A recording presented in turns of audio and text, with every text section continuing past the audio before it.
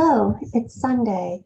I'm Catherine Bassett, an educator from New Jersey, participating in the Black History Project run by Colleen Neal, educator extraordinaire from the great state of Arizona.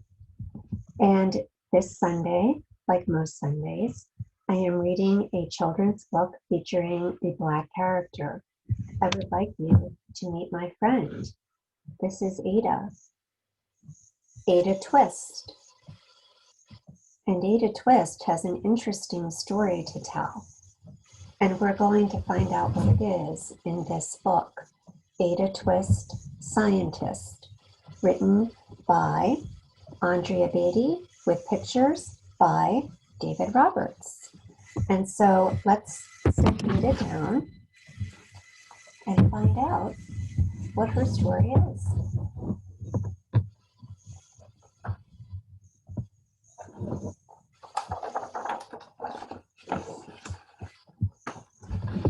I'm going to hold it, let's see. I'm going to hold it this way so that you can see the pictures. Ada Marie said not a word till the day she turned 3. She bounced in her crib and she looked all around, observing the world, but not making a sound. She learned how to climb and made her big break. With a trail of chaos left in her wake, she ran through the day, chasing each sound in sight, and didn't slow down till she conked out at night. Her parents were frazzled, but tried not to freak, as Ada grew bigger and still did not speak.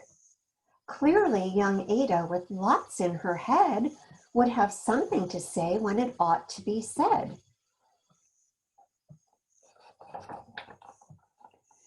And that's just what happened when Ada turned 3. She tore through the house on a fact-finding spree and climbed up the clock just as high as she could. Her parents yelled, "Stop!" as all good parents would. Ada's chin quivered, but she did not cry. She took a deep breath and simply asked, "Why?" Why does it tick and why does it talk? Why don't we call it a granddaughter clock? Why are those pointy things stuck to a rose? And why are there hairs up inside of your nose? She started with why, and then what, how, and when. By bedtime, she came back to why once again. She drifted to sleep as her dazed parents smiled at the curious thoughts of their curious child who wanted to know what the world was about. They kissed her and whispered, "You'll figure it out." Her parents kept up with their high-flying kid, whose questions and chaos both grew as she did. Why does it? How does it? When will it?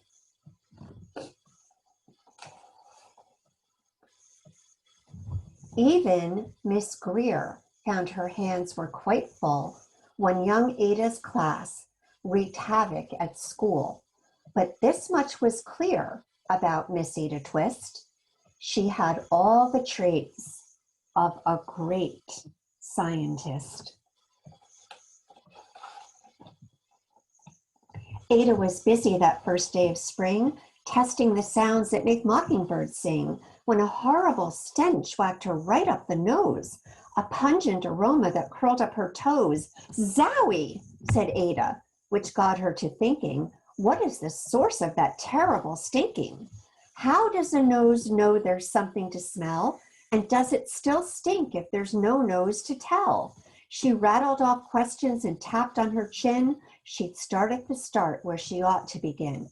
A mystery, a riddle, a puzzle, a quest. This was the moment that Ada loved best. Ada did research to learn all she could of smelling and smells, both the stinky and good. One hypothesis Ada thought could be true: the terrible stink came from Dad's cabbage stew. She tested and tasted, but soon Ada knew It was time to come up with hypotheses too. Then zowie, the stink struck again, just like that. Hypothesis 2, it is caused by the cat. The cat couldn't make such a stink on its own. It needed perfume and some fancy cologne. So young Ada tested. The test was a flop. She started again, but her parents yelled, "Stop!"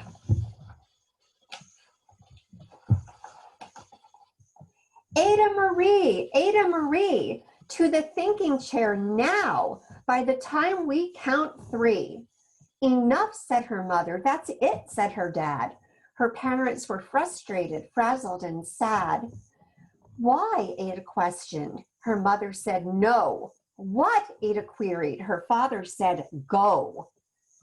You've ruined our supper. You've made the cat stink. Enough with your questions. Now sit there and think. She looked at her parents. Her heart turned to goo. Poor Ada Twist didn't know what to do. She sat all alone by herself in the hall, and Ada, once more, could say nothing at all.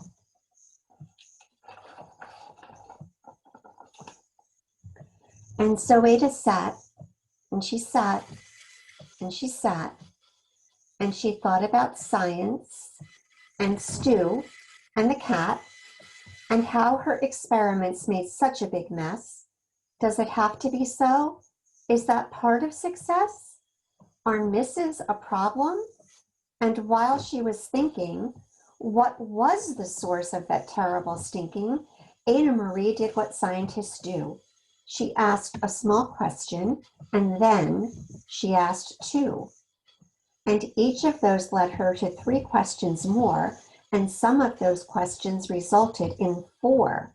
As Ada got thinking, she really dug in. She scribbled her questions and tapped on her chin. She started at why, and then what, how, and when. At the end of the hall, she reached why once again.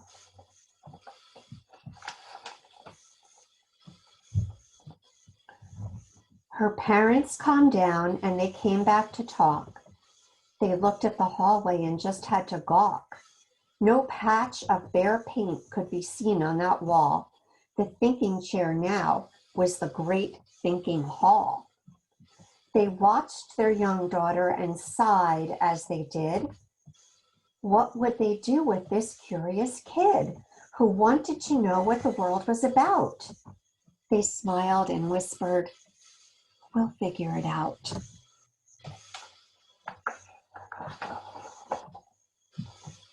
And that's what they did, because that's what you do when your kid has a passion and a heart that is true. They remade their world. Now they're all in the act of helping young Ada sort fiction from fact. She asks lots of questions. How could she resist? It is all in the heart of a young scientist.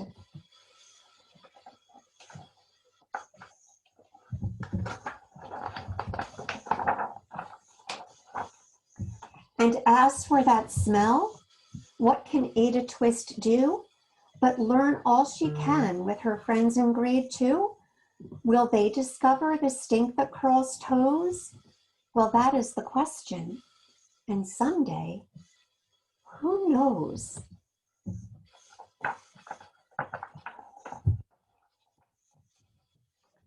I'd like to dedicate the reading of this book to Associate Supreme Court Justice Ruth Bader Ginsberg, without whom young girls like Ada wouldn't be able to dream of becoming something like a scientist.